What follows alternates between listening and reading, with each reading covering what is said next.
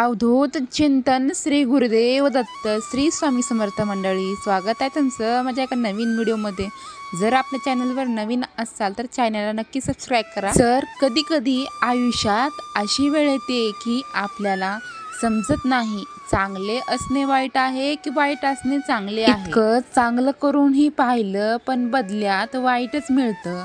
आम्हालाही काहीतरी चांगलं करायचं आहे, तरीही लोक त्या कामात अडथळे आणतात, त्या कामातही लोक दोष देतात। कसे जगायचे? चांगले असूनही काय मिळाले? अशा वेळी काय करावं समजत नाही, कोणत्या मार्गाने जावे। एकदा नदीच्या किनारे एका गुरुजींना त्यांच्या शिष्याने विचारले की गुरुवर, तुम्ही आम्हाला नेहमी चांगली शिकवण देता, पण आजच्या जगात कसं जगायचं? आपण चांगलं जगत राहिलो तरी लोक आपला गैरफायदा घेतात। आजकाल चांगल्या कामाची पण निंदा केली जातो।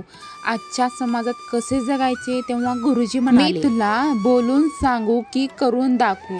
शिष्य म्हणाला, गुरुजी बोलून तुम्ही नेहमी सांगता, पण काही प्रॅक्टिकल करून दाखवले तर जास्त समजेल।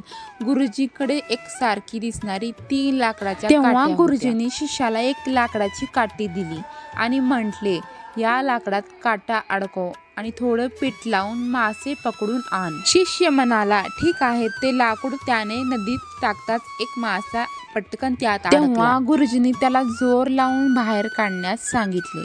शिष्याने सर्व शक्ती पणाला लावली, जास्त जोर लावल्यामुळे लाकूडच तुटले। मग गुरुजींनी त्याला दुसरे लाकूड दिले आणि गुरुजी म्हणले की यावेळी फार कमी शक्ती लाव, आणि शिष्याने तसेच त्याने लाकूड नदीत फेकले आणि त्यात मासा पकडला गेला। यावेळी शिष्याने अजिबात ताकद लावलेली नाही आणि मग तो मासा ते लाकूड पाण्यात ओढून निघून गेला। तेव्हा गुरुजी म्हणाले, आता मी तुला तिसरे लाकूड देतो। आता तुला ना जास्त शक्ती लावायची आहे ना कमी शक्ती लावायची आहे। मासा जेवढी शक्ती लावेल तेवढीच ताकद तुला लावायची आहे। आणि यावेळी शिष्याने तेच केले। त्याने मासा इतकीच ताकद लावली आणि त्यावेळी मासा पकडला गेला। तेव्हा गुरुजी शिष्याला विचारले की तुला काहीतरी समजले का? शिष्य म्हणाले की गुरुदेव, मला काही समजले नाही। गुरुजी म्हणाले की हे जगही असेच आहे। जर तुम्ही अजिबात ताकद लावली नाही तर लोक तुम्हाला दुर्बल आणि कायर समजतील, आणि तुम्ही खूप जास्त शक्ती वापरला मग लोक तुमच्यावर टीका करू लागतील की तू चांगली व्यक्ती नाही। पण तुमचा विरोध करण्यासाठी, स्वतःचे रक्षण करण्यासाठी आणि समाजात चांगले काम करण्यासाठी तुम्ही समान शक्ती लावली तरच तुम्ही तुमचे कार्य करू शकता। जर तुम्ही असेच गप्प बसले तर मग तुम्ही कोणतेही कार्य करू शकणार नाही।